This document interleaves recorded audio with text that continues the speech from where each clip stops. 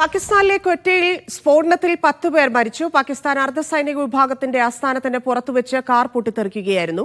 കാറിലെത്തിയവർ സേനാ ആസ്ഥാനത്തേക്ക് നടത്തിയ വെടിവെപ്പ് നടത്തിയെന്നുള്ള വിവരങ്ങളുണ്ട്. സ്ഫോടനത്തിന്റെ ഉത്തരവാദിത്തം ആരും ഏറ്റെടുത്തിട്ടില്ല.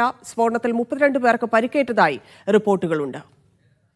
ആര്യ ഗോവിന്ദ് ചേരുന്നു. ആര്യ, കൊറ്റ പ്രവിശ്യയിൽ നേരത്തെയും ഇത്തരത്തിൽ ബലൂചിസ്ഥാൻ ലിബറേഷൻ ആർമി ആക്രമണം നടത്തിയിട്ടുണ്ട്. ഇതിന്റെ ഉത്തരവാദിത്തം ആരെങ്കിലും ഏറ്റെടുത്തിട്ടുണ്ടോ? എപ്പോഴായിരുന്നു സംഭവം? വിശദാംശങ്ങൾ. ധന്യ, ബലൂചിസ്ഥാൻ നമുക്കറിയാം, വിഘടനവാദികൾ കുറെ കാലമായിട്ട് അവിടെ പ്രവർത്തിക്കുന്നുണ്ട്. പക്ഷേ ഈ ഒരു സംഭവത്തിൽ ആരും ഇതുവരെ ഉത്തരവാദിത്തമൊന്നും ഏറ്റെടുത്തിട്ടില്ല. ഇന്ന് ഉച്ചയോടെയാണ് തെക്കു പടിഞ്ഞാറൻ നഗരമായ കൊറ്റയിൽ പാകിസ്ഥാൻ അർദ്ധസൈനിക വിഭാഗത്തിന്റെ ആസ്ഥാനത്ത് കാർ സ്ഫോടനം ഉണ്ടായത്.